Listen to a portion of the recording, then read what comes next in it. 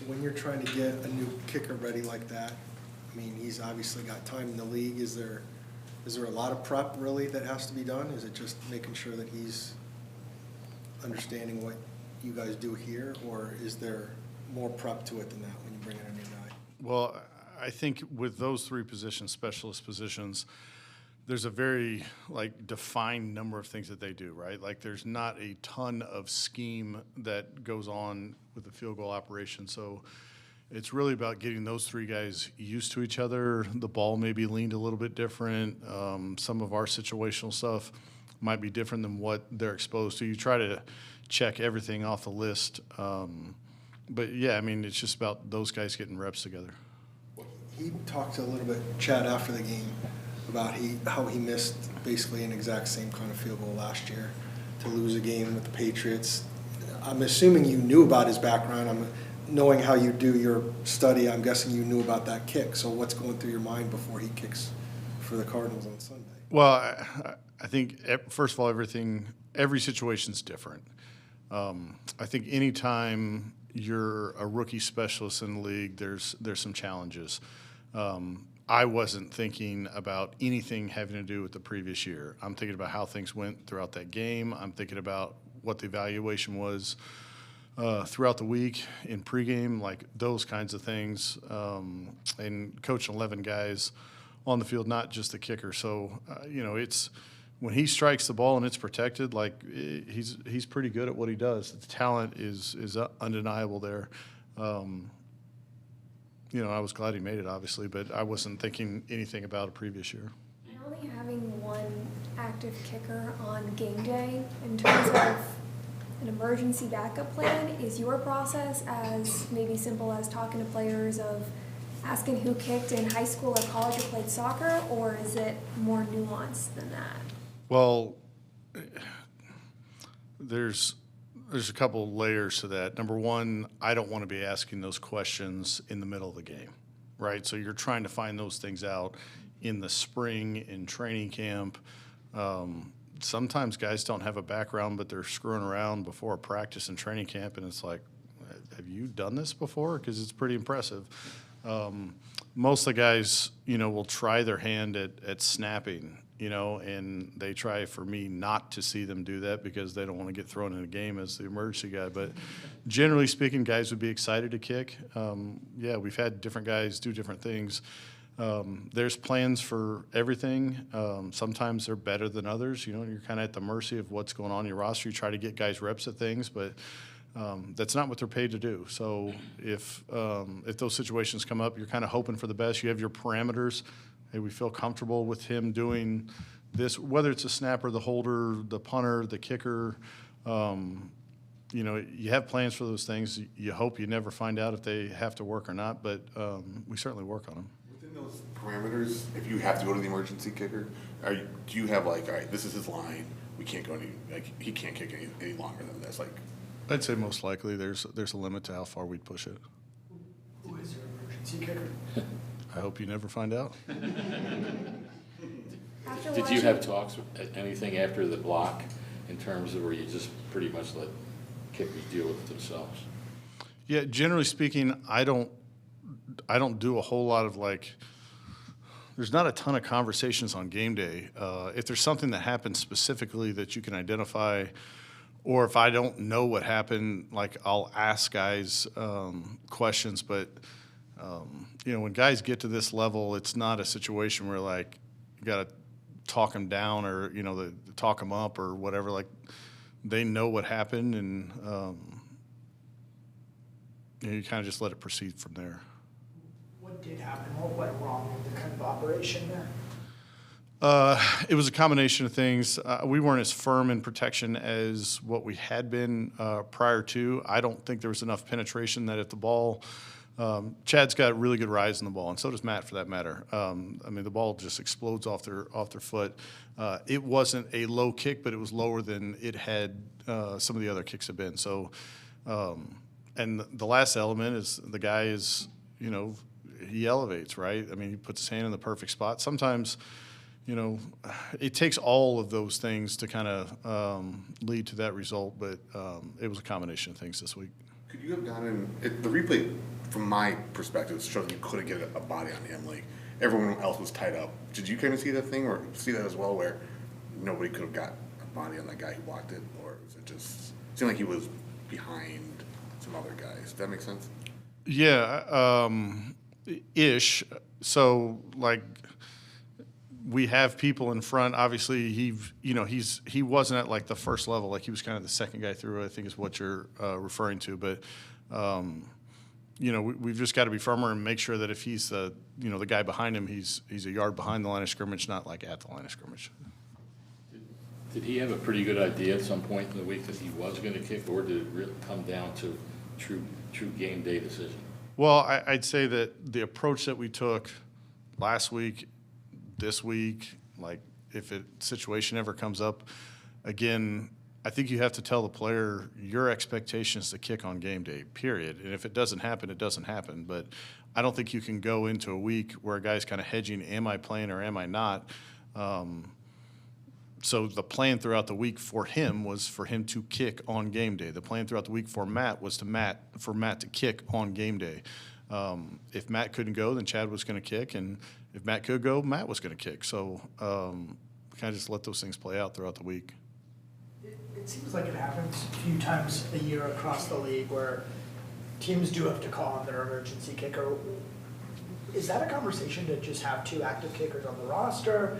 Kind of what goes into that, and why do we not see that more often? Roster spots are valuable, and it's not something that happens on a weekly basis, but it's going to happen, and it changes games. So you want to have those contingency plans if it does come up, but you got to be able to work around it and overcome those things, throughout a number of different ways. I think Houston ran into it last year, and they end up like going for it on a 4th down, which they wouldn't, but it kind of helped them win the game. Like the game flow of things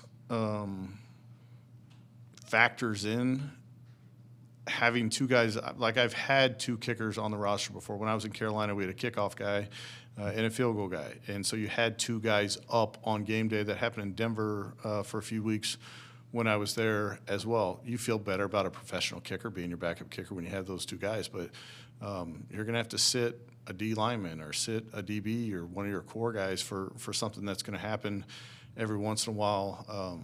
I don't think that most people are willing to do that. A guy who could give you 30 snaps in a game versus somebody that will only play in an emergency.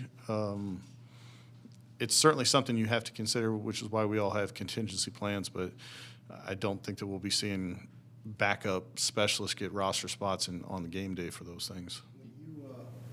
When you saw the Giants blocked field goal, did you know that was a legal play? Because it feels like there's a lot of uncertainty over. Obviously, there was a pool report. The official said that it was legal, and this is why it was legal.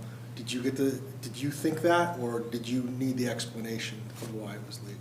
No, as soon as I saw the play, I knew that it was a legal play. The way that, right, wrong, or indifferent, however you feel about whether or not it should be legal, on those plays, you can push people down. You can't pull guys to a side, or you can't, grab jersey and do those things. Leveraging, leaping, like all those things come into play. But from my vantage point, the camera angle that I saw, you had players pushing down protection players with a player leaping over the top. And from my standpoint, I thought it was legal. You mentioned obviously being glad that he made that kick. What is the mindset when you're in this situation? Obviously, he made the 42-yarder before that too, as opposed to obviously a few years ago it didn't quite work out as well when Matt just missed some games. So what is that like for you in terms of the confidence you have when this situation you're faced with? Honestly, I had confidence. I mean, like even when you don't need a specialist, right? Like you've got a guy under contract, you like your special, like all of that stuff. In my position, I have to watch the top guys coming out of college every single year. And the reason why is for weeks like this. So you have an evaluation, you have a background of players, you know the base. Here's what the player was when he was coming out. You see guys at the combine, you go work guys out, those types of things. And then they get their opportunities. And it's certainly a part of the equation, right? Like you're going to watch the preseason tape from different guys, and, you know, they got a chance that maybe they're on the street, or a guy was with a different team. The guy was in the UFL, the guy was in the XFL, wherever the guys has, like, all of those things are evaluation tools. Then you see the guy live in close proximity to when you need somebody, and all those things factor in. But you know, the evaluation of Chad, the workout, the practice, we worked him out 2 weeks ago, and then it ended up coming up, so he kicked in practice. It was all good. So I felt like if we would do a good job protecting him, I thought it'd go through. And Gilligan, the details required by them to make sure Rylan was ready throughout the week, and maybe even Prater as well. What details would you give them their flowers for helping Rylan be ready? Give Their flowers. I heard that term last year for the first time. I don't know. It's a hard question because I don't know exactly what their conversations are with each other. I think that I think all those guys are pros. I think that what I asked Chad to do was, you need to tell Blake exactly the way you want the ball. Like, I know that you don't know him at all. Like, tell him that's too far, or do it like this, or whatever. Like, this is what I'm really comfortable with. Blake said okay, and we worked on it. And by, you know, the end of that day, we were kicking on Thursday, felt like we had a good grasp of that. You know, Aaron's deal is just get the ball to Blake that, you know, that he can handle. So, you know, the situational stuff is where that stuff comes up. You know, you go hurry up field goal, which didn't come up in the game, but hurry up field goal, this is what we say. Some teams say, hey, we're 2 up, meaning they're 2 up from the line. Some people say we're 3 back. Well, like, it's the exact same point, but, like, what is the communication? We make sure the kicker and the holder are at 8 yards. It's those types of things during a game, right? Like, I know that you guys don't sit there and watch, like, the kickers kick in the net and the punters punt in the net, but there is a routine. Like, how many snaps does Brewer take in between a series? When does Matt usually get up in the net? When is Blake kicking in the net? Because we're on offense when all those things happen. So they've got to kind of share those things, you know, to make it really efficient. So I thought that they all did a good job adapting to each other throughout the weekend on game day. What is the yard line when Matt starts kicking? Is it the 50? It's different. I mean, he has a routine, and, you know, it's when you have young kickers, as soon as you get the ball, like, those guys are hammering the ball into the net, and it gets to be like a 12-play drive, and they've had, you know, hit 20 kicks. You know, you got to kind of tempo those guys down. He has a routine, and you'd have to ask him exactly what it is. I know in situations like this, when you have an emergency, when you see an emergency kicker situation, it gets blown out of proportion. Everyone's talking about, like, what could be. This question kind of leads into that, but, like, should more punters be able to kick field goals? So if a situation does arise, like, you just have someone who naturally can do that? There's pluses and minuses to it.